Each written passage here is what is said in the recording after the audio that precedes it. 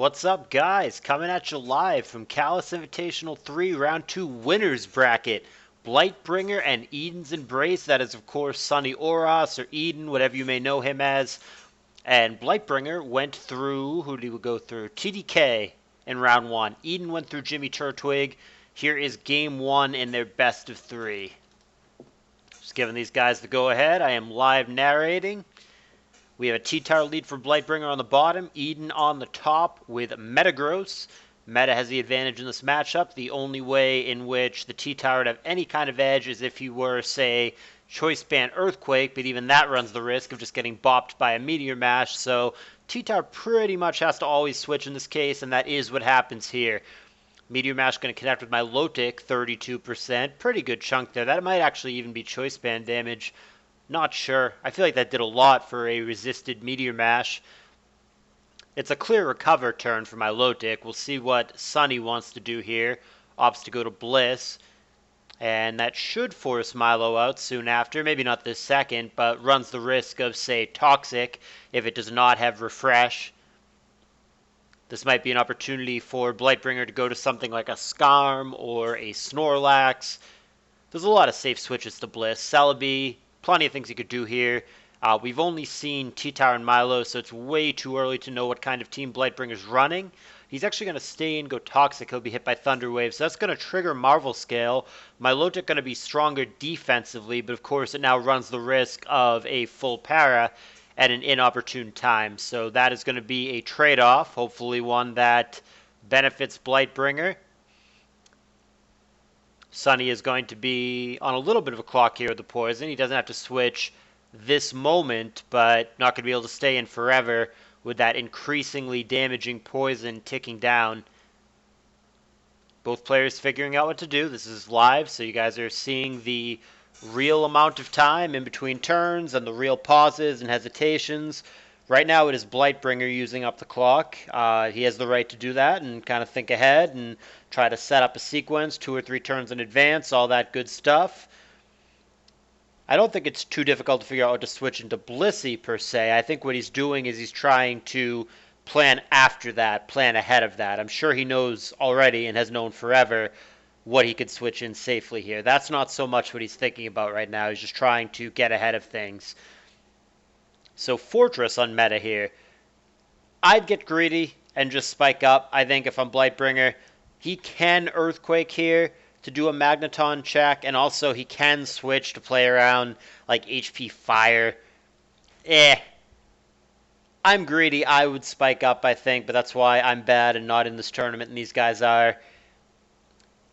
You can Earthquake check here, but how dumb do you feel if you just get outsped and hit with HP Fire or something while you Earthquake, or if you Earthquake into like a CB Ment switch or something? Interesting.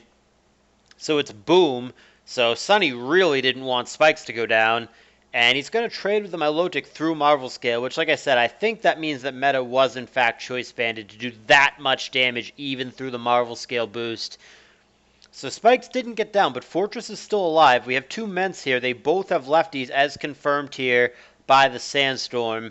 And the faster one, unless it is a speed tie, seems to belong to Sonny here. It could be a tie. That could actually be a troll thing where Sonny goes, oh, I'm faster now. And all of a sudden Blightbringer goes first, gets him with Dragon Claw. So I would still be weary if I'm Sonny, despite the fact that San has essentially told him that he is faster here. It's going to be Blightbringer who pulls it back, and it is Dragon Claw for Sonny. 29% is not a big deal, but the Mence is once again faster, and it almost certainly has Fire Blast, so Celebi has to be careful of that for sure. Mixed Mence looks really tough, actually, for Blightbringer's team. The opposing Mence, if it is in fact slower, does not like that. Celebi doesn't love it. Fortress gets one-hit KO'd by Fire Blast. If it is actually mixed Ments as opposed to just special Ments, meaning it does actually have Brick Break somewhere, T-Tower obviously doesn't like that.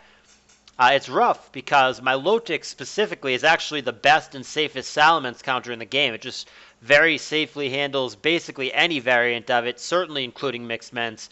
Milotic is just a really reliable Salamence counter. So for Blightbringer, mixed Ments is really not a Pokemon that he would think that his team would or should have any trouble with. As in general, because he has that Milotic, it should be a threat that he can handle really efficiently. But because in this unique situation, this specific game, the Milotic got taken out really early on turn 5 with that boom, all of a sudden a Pokemon that he normally has very well covered and should not be any issue at all for him is a really legitimate threat. All of a sudden, Mixments is really a problem. Wow. And Sunny does not go for it here. I'm really surprised. That just felt like such an obvious Fire Blast turn. I don't know what could have happened there that would have been a big deal. Celebi lives it and recovers, I guess. I mean, then you don't you just Fire Blast again? I'm really not sure why Sunny didn't go for the Fire Blast there. Is he that afraid of a miss? Maybe he's keeping the Ments safe. Like, I don't like this play at all. Why risk the Ments there? What if you just get hit there randomly with an Ice Beam or a Rock Slide or whatever? I think he should have just stayed in and Fire Blasted. I think he's just better off in that position. He's going to Dragon Claw here, but not kill. Blightbringer will kill him. Wow, I don't know about that play for Sunny at all. I think he mismanaged his Salamence there. I think it was just a massive threat in this matchup.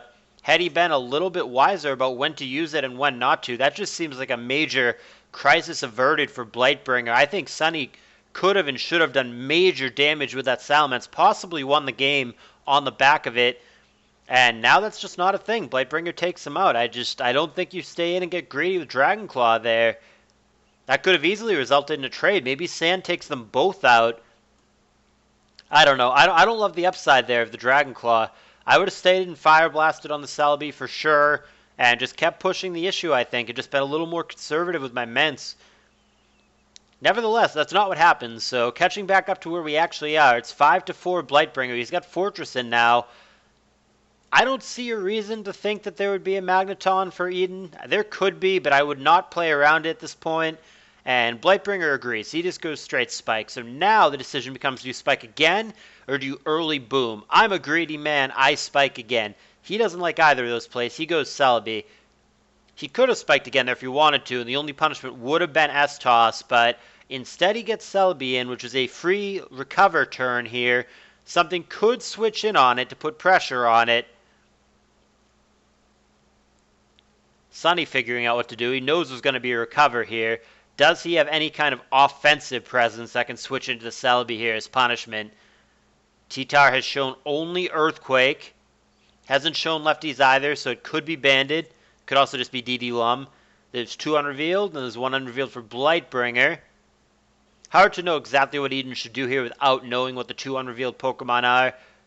The base concept, like I said, is to switch something in that could take advantage of the fact that this is a clear recover turn for Blightbringer. Something that could put pressure, something that could maybe threaten to set up with a Calm Mind or a Dragon Dance or whatever. Best thing Eden can do is Ice Beam, huh? I don't know. Seems underwhelming. 37%, not a big deal. Celebi going to recover again to be safe. And there's a T-Wave. So that'll slow him down a little bit. Celebi has only shown recover. We don't know if he has Leech Seed or not. If he does, that'll obviously be a big deterrent for the Bliss. And now Sunny trying to take advantage of Ice Beams, fishing for a Para or a Crit or what have you. Doesn't find those, and there is a Leech Seed. That should be the end of this. And yes, Sunny switches out at this point to Starmie. Blightbringer also switches out, gets his T-Tower in. Advantage in this matchup, obviously, belongs to Sunny. Tara is not going to stay in and die to a Surf there, and it is, in fact, a Surf attempt. 12% on the incoming Celebi. 1 unrevealed for both guys. Rapid Spin comes down on the recover turn. Good turn for Sunny there, taking advantage of the recover turn and getting the Rapid Spin off with basically no punishment. And in comes Swampert. Very risky. It's possible that Celebi would have wanted to just stay in and go straight Grass Attack there for the possibility of either Starmie staying in or T-Tar switching in. Little risky. I don't know that I like going to Swampert there, but he's doing this to try to scout a Grass Attack. So he goes to Swampert, he dangles it out there, nah, hit me with a Grass Attack, but then he immediately pulls it back. And wow, this is premature. With 4 Pokemon still standing, Sunny's actually just going to concede. He does not feel like he can beat this Celebi from this position. That seems like a premature concession to me. But that's the play that he's going to make. I don't know that I would have conceded there. I don't know if he's in a bad mood or if he just really, truly thinks that he can't break Selby from this position. I would have played it out, I think, but I mean, yeah, it seems premature on paper, but maybe it wasn't. I mean, keep in mind, the T-Tower is so low and doesn't have any way, Leech Seed or Wish or whatever, to recover that HP, so that's not going to go well. And then, yeah, I mean, the other stuff is all healthy, but I think, especially depending on what the movesets might have been, I think he believes that he can't actually break the Celebi. Interesting. I mean, without knowing the sets, it's really hard to know if that was premature or not. It looks it from the outside looking in, but it's hard to really, truly know. Dexa and a friend here playing a casual game. Dexa already played his set earlier against Conflict. I won't spoil the results of that for those of you who don't already know. That will be narrated at some point, theoretically, by Jabba, who's actually been pretty good this tour, holding my breath about getting me stuff on time. He's been pretty good. Now, granted, we're still early on. He very well may start slacking, as he tends to do, but hopefully he will get those replays in my hands sooner rather than later, and I will subsequently get them to you. And here is Game 2 of Blightbringer and Eden. Eden, of course, again, is Eden's Embrace, or Sunny Oros, whatever you know him as. He's on the top with a Scarm that's going to eat a Focus Punch immediately, simply to go for Whirlwind. So he does not get Spikes down, and he's going to drag out Metagross from Blightbringer, who, of course, since Sunny's on the top, Blightbringer is behind him. Oh! Or on the bottom. Either or. There's Meteor Mash, and he's going to get an Attack Raise, and there is layer number 1 of Spikes. Meta's a real threat here all of a sudden. I mean, Mash is definitely going to kill Scarm now with the attack raise. Even after a Protect, it would kill. So Sunny's going to have to switch something in. It is just another Meteor Mash, which there's no way that he's stuck on. If it were Choice Band, it would have done a lot more than that with the +1. So Earthquake now is clear that he has that. And down goes Magneton, which actually Magneton was slower than Metagross. That's unusual there. That's either a really fast Meta or a really slow Magneton, or both, but I was not expecting it to be faster there.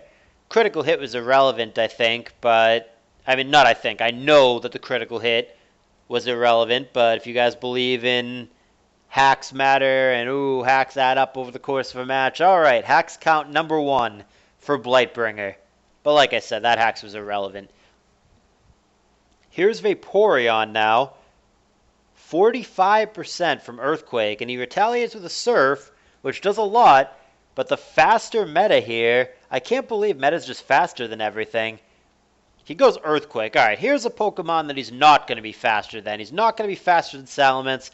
Salamence is not gaining lefties. That's a Bander. He's got to, ooh, wow. I was going to say he's got to go for the, like, obligated for Earthquake, but I guess not. He's got the balls to switch in his Choice Bander and go Rock Slide into Meta. Had Meta just stayed in there, which Sunny knew that he wouldn't, which is why he made the play, but had Meta just stayed in there and gone for Meteor Mash, assuming it doesn't miss, the Mence would have just died for practically nothing, so it took a lot of balls from where Sunny sits to click Rock Slide there. It could have gone real bad had that happened just a little bit differently.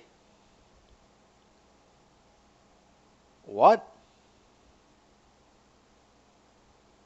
What is going on? Is Sunny just in a terrible mood or what? I don't know what to say about that one. I don't know if Sunny is just pissed and doesn't feel like playing, or is upset, or has something going on in real life. I mean, I don't want to speculate too much about his personal life. I have no clue. I'd be talking out my butt anyway. I have no clue what he's got going on, but why would you forfeit on turn 8? I don't know what I just watched. I don't know if this match is ever going to make it to YouTube. I'm really not... I got to do some looking into. This is all happening live. This is just as much of a shock to me as it is to anybody else. I will discuss on YouTube with the guys and try to figure out what the fuck I just watched, and maybe this will stand, maybe it won't, but that just... I don't understand what Sunny just did. Is that a disconnect? I don't know, man, but on paper, Blightbringer wins the set 2-0. I guess. I'll see you guys soon for more content.